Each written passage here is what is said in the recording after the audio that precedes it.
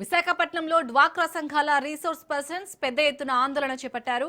4 నెలలుగా జీతాలు అందడం లేదని ఆవేదన వ్యక్తం చేస్తున్నారు. పనికిరాని యాప్స్ తో అధికారులు అదనపు పనిభారం మోపుతున్నారని ఆరోపిస్తున్నారు. ఇటీవల విజయనగరంలో జయలక్ష్మి అనే ఆర్పీ గుండె నొప్పితో మరణించిందని, పని ఒత్తిడే కారణమని చెబుతున్నారు. అధికారులకు ప్రజాప్రతినిధులకు సమయానికి జీతాలు వస్తుండగా తమకు మాత్రం ఫండ్స్ లేవని చెప్పడం అన్యాయమని మహిళలు వాపోతున్నారు. ఉద్యోగ భద్రత, బీమా సౌకర్యం కూడా లేవని ఆందోళన వ్యక్తం చేస్తున్నారు. వెంటనే జీతాలు చెల్లించకపోతే ఆందోళనను మరింత తీవ్రం చేస్తామని హెచ్చరిస్తున్నారు.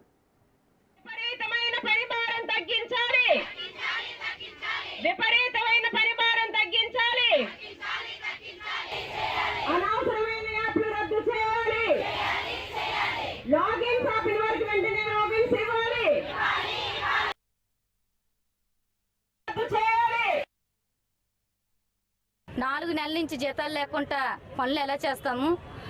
జీతాలు లేకుంటే ఈ రోజుల్లోనే ఎవరైనా బతకగలరా? మేము ఏ విధంగా బతకాలి? ఏం తినాలి?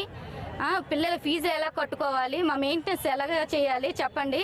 గవర్నమెంట్ ఎవరైనా అధికారులు కానీ ప్రజాప్రతినిధులు కానీ ఎవరైనా జీతాలు లేకుండా పనిచేస్తున్నారా?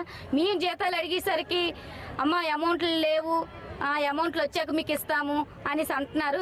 ఏ పని కూడా ఎక్కడ కూడా ఆగట్లేదు. మా ఆర్పీలు జీతాలు అడిగేసరికి మటుకు మాకు అమౌంట్లు లేవు అనేసి అంటున్నారు. ఇది ఎంతవరకు కరెక్ట్ అండి? అలాగే విపరీతమైన పనిభారం మోపుతున్నారు. మన విజయనగరంలోనే ఆర్పీ జయలక్ష్మి అన్న ఆవిడ ఇలా పనిభారంతోనే ఆవిడ ఒత్తిడిని తట్టుకోలేక సడన్గా హార్ట్ అటాక్ వచ్చి చనిపోయారు.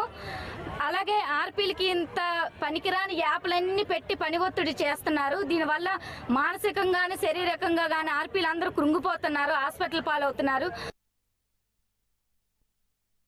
వాళ్ళకి లాగిన్స్ ఇమ్మని మేము అడుగుతున్నామండి, గవర్నమెంట్ని అడుగుతున్నాము. రెండో విషయం ఏంటంటే యాప్స్ అన్నది చాలా దారుణంగా పెడుతున్నారు. ఆ రోజున ఆర్పీఎల్ని తీసుకున్నప్పుడు ఒక 10th బేసిక్ మీద తీసుకున్నారు. ఈ రోజున అలా కాకుండా ఒక బీఎస్సీ BA చేసిన వర్కులు వాళ్ళకి అప్పచెప్తున్నారు. అంటే ప్రతిదీ కూడా ఒక పనిని ఎన్నో విధాలుగా చెప్తున్నారు. ఆ యాప్లు అనేకమైన యాప్లు ఇవ్వడం వల్ల చాలామంది అది చేయలేక భయపడిపోయి వాళ్ళన్న మాటలకు భయపడి చనిపోవడం కూడా జరుగుతుంది. అదే గవర్నమెంట్ మేము అడిగింది ఏంటంటే మాకు తగ్గ పనిని మాకు చెప్పాలి, ఆన్లైన్ అప్డేషన్లు అన్నది తీసేయాలి, మా వర్క్ డన్ రద్దు చేయాలి. మాకు వర్క్ డన్ పద్ధతి లేకుండా మా శాలరీ మా ఇండివిజువల్ అకౌంట్లో వేసేలాగా మేము గవర్నమెంట్ని అడుగుతున్నామండి.